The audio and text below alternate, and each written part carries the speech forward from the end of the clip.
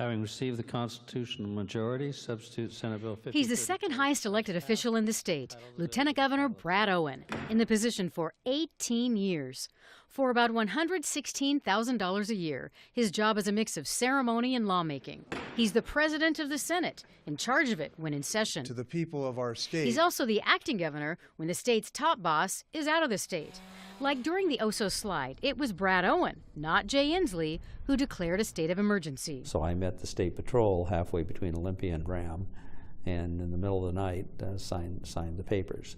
In looking through 9 years' worth of his staff-prepared schedules, we also see he's busy leading lots of trade missions, making speeches, and representing the state at international events, like here, playing the saxophone for a group celebrating Taiwan National Day. We meet and greet people from all over the world all the time. But here's what all those calendars show the lieutenant governor's not doing, showing up here at his office inside the legislative building in Olympia. Over the years, we found dozens and dozens of regular work days where there's nothing on the schedule. Instead, staff has blocked off Owen's days for personal time, fishing and hunting trips, camping, home projects, and more. And in the last few years, lots of this. Archery. Lieutenant Governor Owen is a skilled and avid archer, a certified instructor who runs a teaching program for kids. It's very rewarding. It's rewarding for them, and it's rewarding for me. I'm very proud of that work that I've done. He even runs a side archery business, Lobo USA.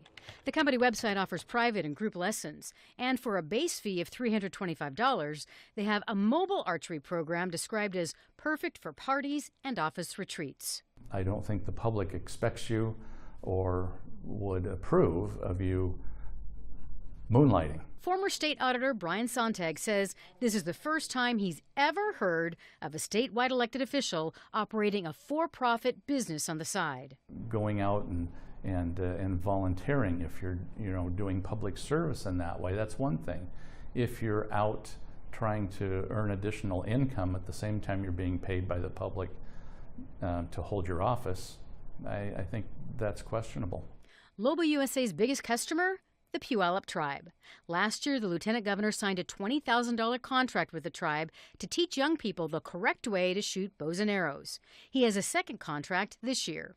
It's an incredibly important thing, I think, for the tribal youth, and to have this opportunity that I get to enjoy doing with them. Brad Owen is proud of his years in office. He's expanded the job with a bigger budget, staff, and salary, adding far more duties than any of his predecessors. More than any other lieutenant governor in the history of the state of Washington, by far. Nobody has done what we've done. And Owen says the official schedule totally mischaracterizes his work life. I mean, it's laughable. It's ridiculous. Even when the calendar shows things like personal days blocked per Linda, his wife, or lists activities like a bow hunter's rendezvous or hunting trips, Owen says he's still at it for the state, mostly working from his home office at all hours of the day. So it sounds like you're saying that taxpayers are getting a definite bang for their buck with this elected official. They're getting way more.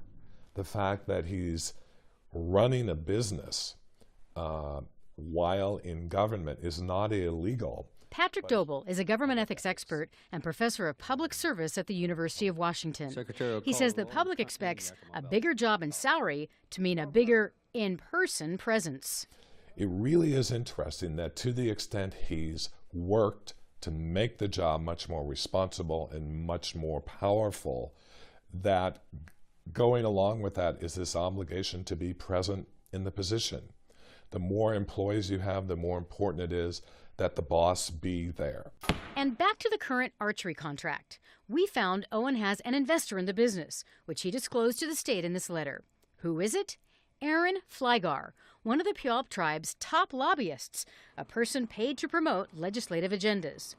The potential problem here is that the lieutenant governor chairs the powerful Senate Rules Committee. At this table, members vote to advance or kill bills. A yes vote means your bill's a winner. It's headed to the Senate floor for consideration. That's when the line, I think, gets crossed. Glenn Morgan is a director at the Freedom Foundation, a conservative public policy nonprofit. It's not realistic to think that you're getting a lot of money from this other source. It's hard to separate that from the political decisions that you're making in your day job. But I never let it interfere with the work that I have to do. Brad Owen says that suggestion is off target. He rigorously defended himself when asked about a potential conflict of interest. You know, you want to corner me into saying, oh yes, there's going to be a conflict. I'm not cornering you. There's not going to be a conflict. I am, you know, because I'm very aware of what perception could be, we're just going to make sure that that just doesn't happen. And no one is accusing Brad Owen of not showing up during the important session. Former staff members we talked to say he's there and doing a good job during those few months a year. But they said outside of session, they rarely saw him, and it was their impression that he was off doing his own thing. This is not the first time the lieutenant governor's daytime business week activities have been under scrutiny. Just 2 months ago, the State Executive Ethics Board fined him $15,000 for breaking state law because he was running a personal nonprofit using state resources out of the office. And Brad Owen says he did nothing wrong in that situation and that it was a really unfair investigation. But he just decided to pay the fine. Yes. Get it over with. All right. Correct. Thank you, Susanna. Thanks, Susanna.